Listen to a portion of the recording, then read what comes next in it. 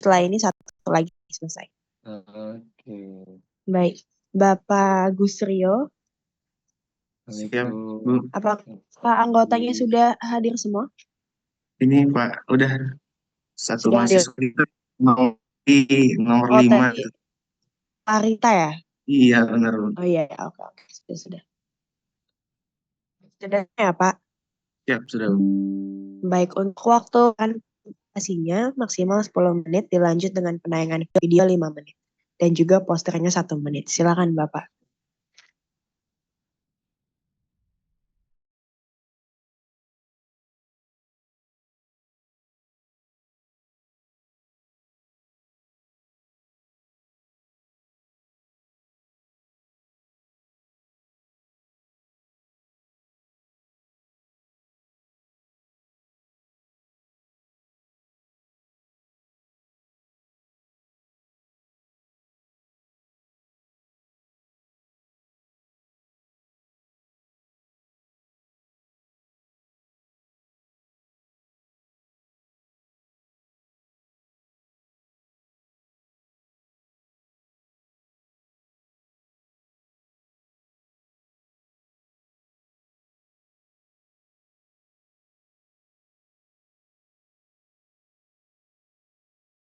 Itu bermula di tahun 2020, yaitu membangun sebuah sistem penyiraman tanaman otomatis. Lalu di tahun 2021 mulai mengintegrasikan sensor-sensor seperti sensor kelembaban, sensor suhu. Lalu mulai di tahun 2022 kami mulai mengembangkan untuk ke sensor pH dan TDS itu ke tanaman hidroponik. Lalu berlanjut ke tahun 2023 mulai mengembangkan IoT, dan di tahun sekarang ini kami mencoba untuk mengangkat smart greenhouse dengan menggunakan sensor-sensor yang lebih banyak. Tujuan dari pengembangan prototipe ini yang pertama adalah untuk mengembangkan sistem smart greenhouse yang mampu mengoptimalkan kondisi lingkungan untuk pertumbuhan tanaman hidroponik secara otomatis dan real time, sehingga meningkatkan produktivitas dan efisiensi sumber daya. Nah, di mana sasaran dari prototipe kami ini adalah para petani hidroponik, komunitas pertanian, pengusaha pertanian, serta mungkin masyarakat-masyarakat yang berkeinginan untuk membangun sebuah media hidroponik atau smart greenhouse. Berikut adalah gambaran dari desain prototipe yang kami ajukan dari Smart Greenhouse untuk manajemen lingkungan tanaman hidroponiknya. Berikut adalah gambaran rangkaian dari alat yang prototipe yang kami bangun, di mana di sini terdiri dari 6 buah sensor. Yang pertama ada sensor TDS, sensor pH, sensor suhu, water level, CO2, sensor cahaya. Nah, di mana masing-masing sensor tersebut saling berketerkaitan untuk mengaktifkan akuator-akuator yang terhubung ke dalam sistem, di mana di situ memiliki sebuah pompa untuk mengaliri pengairan hidroponiknya, lalu ada pompa nutrisi juga untuk mengaliri nutrisi hidroponik berdasarkan nilai yang didapat dari sensor TDS, lalu ada kipas. Kipas di sini diaktifkan berdasarkan sensor suhu, lalu ada lampu tanaman atau grow light itu berdasarkan intensitas cahaya, lalu ada pompa oksigen untuk menambahkan oksigen terlarut yang ada di dalam air atau pengaliran hidroponiknya. Lalu keseluruhan tersebut itu juga dikendalikan oleh satu buah modul. Di sini ada ESP32 sebagai induk atau chip microcontrollernya, yang juga terhubung dengan ESP32 Cam, di mana untuk mengambil gambar langsung kondisi lingkungan secara real time, di mana terhubung ke dalam sebuah jaringan. Kami membangun sebuah database juga untuk menyimpan data-data sensor-sensor tersebut yang dapat diakses melalui perangkat laptop atau smartphone. Berikut adalah gambaran awal dari desain case yang kami rancang. Lalu di tampilan akhir ini adalah alat yang kami bangun atau prototipe yang kami bangun. Di sini ada rangkaian-rangkaian yang saling terhubung untuk masing-masing sensor dan akuatornya. Lalu di box hasil case akhir ini adalah tampilan hasil akhirnya, di mana ini adalah tampak dari bagian atas, di mana terdapat satu buah sensor cahaya. Lalu di sisi kiri dan sisi kanannya itu terdapat port-port untuk masing-masing akuator. Lalu yang bagian ini itu adalah tampak bagian belakang. Di sini ada sensor TDS, ada sensor pH, lalu di sini ada untuk penggerak motor servo, lalu di sini ada catu daya, lalu di sini ada port USB untuk mengaktifkan. Ini adalah desain case dari kamera ESP32 cam kami. Lalu di sini ada sensor CO2 dan ada sensor suhu. Nah, ini adalah tampilan dari desain prototipe untuk box panel kami. Berikut hasil pengujian. Pengujian dilakukan dalam beberapa tahapan. Yang pertama, kami melakukan pengujian terhadap alat itu menggunakan media hidroponik yang kami bangun sendiri. Bagaimana caranya sensor-sensor tersebut dan aktuator-aktuator yang ada itu dapat bekerja. Lalu alat yang kami bangun, lalu kami uji coba ke dalam laboratorium listrik dan elektronika bekerja sama dengan Sekolah Tinggi Teknologi Pekanbaru karena memang di kampus kami sendiri tidak ada laboratorium listrik dan elektronika. Jadi untuk kelistrikan dan elektronika itu kami Mas Gusrio, siap, saya stop dulu ya. siap, Bro. Karena hari Jumat biar cepat juga ini. Siap. Gini, ini saya udah dapat poin tujuannya dan rangkaiannya seperti apa. Apa ada membuat video khusus nggak? Video khusus ada, Bro. Itu aja deh, kita langsung ke sana ya. Boleh, Bro, siap. Sambil nunggu, eh ya ini di Siap, stop Bro. aja kali ya. Oh, ini Videonya ada di sini ya, diklik. Sambil nunggu ini udah 100% belum nih dari yang ditargetkan? sudah, Bro. Kita sudah Oke. lakukan semuanya, Bro. Oke, siap. Boleh kita putar videonya, Bro? Silakan.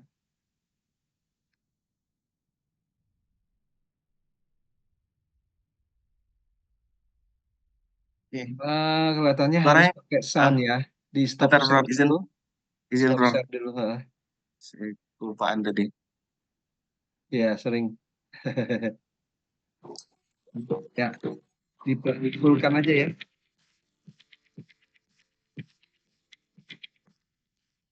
Pembukaan. Oke, bismillahirrahmanirrahim. Assalamualaikum warahmatullahi wabarakatuh.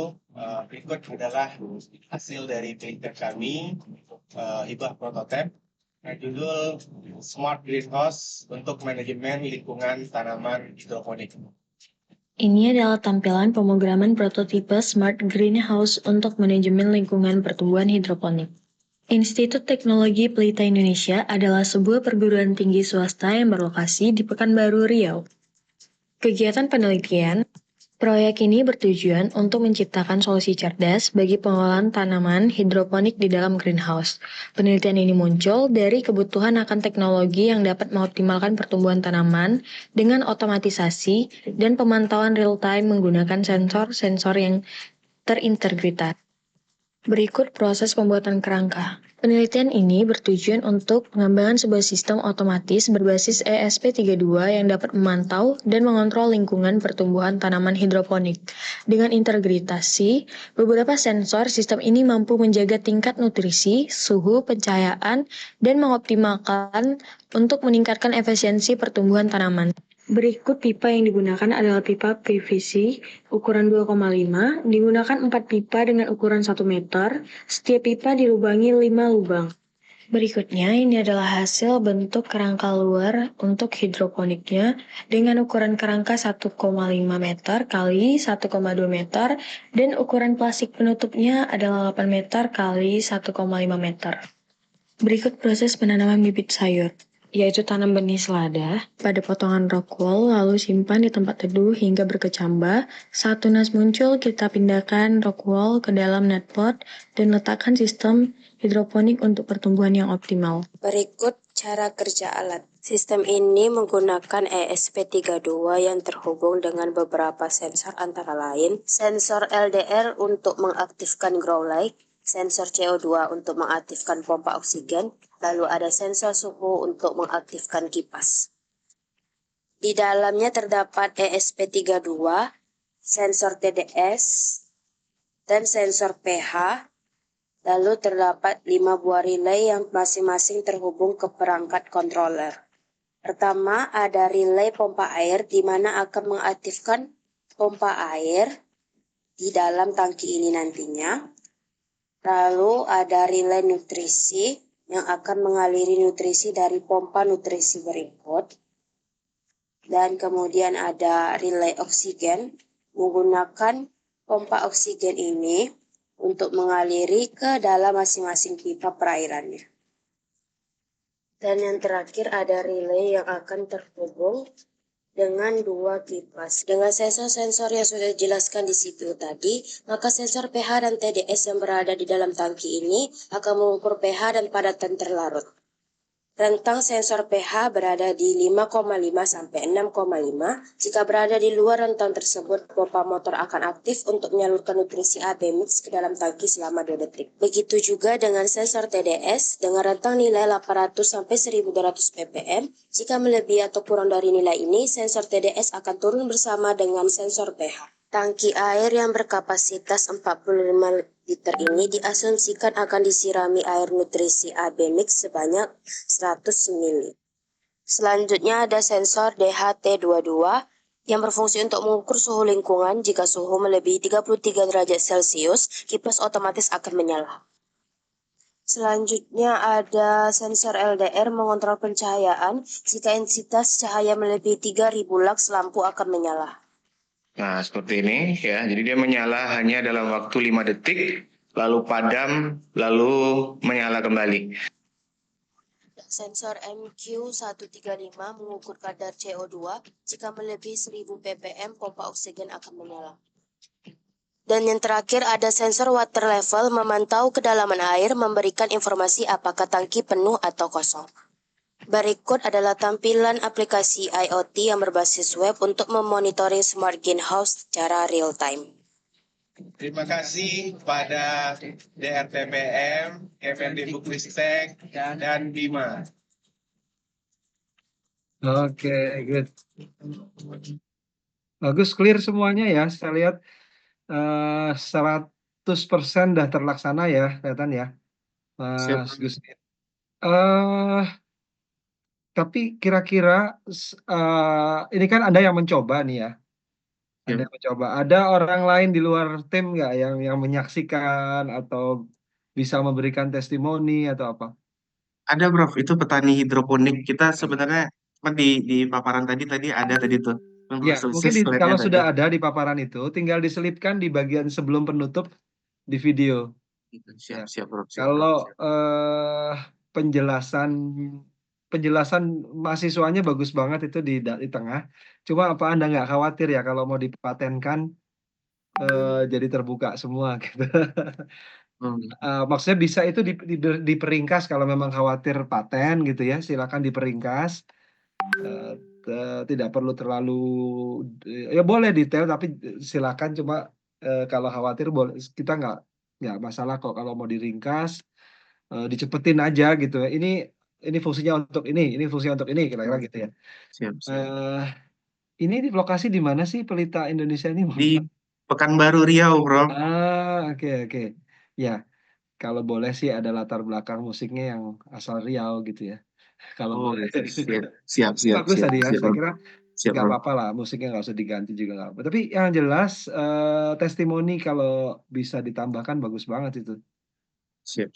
Berarti dari petani hidroponiknya, Prof, ya, di Iya, video tadi, Prof, ya. jadi dia bisa menunjukkan misalnya ini berfungsi, terus selama berapa bulan ini kan dia bisa lihat nih ada apa yang dia rasakan manfaatnya gitu. Itu yang paling utama sih. Siap. Oke, itu aja saya tadi, tujuan udah tercapai semuanya. Oke, cukup dari saya. Baik, terima kasih banyak, Prof. Good. Telah menjalankan dengan baik fungsi hibahnya. Baik, terima kasih Prof. Misri atas saran dan masukannya, dan terima kasih kepada tim pelaksana, anggota, dan juga mahasiswa yang telah berkenan untuk hadir. Dipersilakan untuk peserta dapat meninggalkan ruang Zoom karena sudah selesai. Baik, terima kasih Ibu dan Prof. Misri. Iya. Sama-sama Bapak. Sebentar, ada terpikir satu hal dari detail. Siap, Prof. Apa yang apa gini? Anda kan pasti tahu nih kalau alat berputar seperti ini ya, alat berjalan terus itu pasti ada failure. Itu pengamanannya seperti apa ya? Kan bisa jadi nanti resikonya malah banjir atau apa gitu, atau pH-nya jadi terlalu rendah. Itu pengamanannya udah dibuat belum ya? Oh, kalau untuk itu kebetulan kan gini, Prof. Itu kan sebenarnya kan kalau alat-alatnya sendiri itu sebenarnya modul-modul sih sebenarnya, Prof. Iya. Jadi memang bukan rangkaian yang kami buat secara Iya, nggak apa-apa. keseluruhan. Kan Nah, bisa aja misalnya terjadi sesuatu, misalnya waternya oversupply atau apalah gitu ya. Itu ada satu pengamanan yang langsung stop gitu misalnya gitu. oh, itu ada fuse-nya sih kami letak di dalam itu, Bro. Untuk pengamanan listrik sih lebih tepatnya sih, Bro. Iya, apapun Listrikannya lah ya. ada Tadi saya di lupa mengamati itu di karena power supply-nya itu ada power fuse supply. untuk tegangan sih. Jadi Iya, kalau kalau misalkan tegangannya supaya kurang jangan nanti stabil, dia putus dia.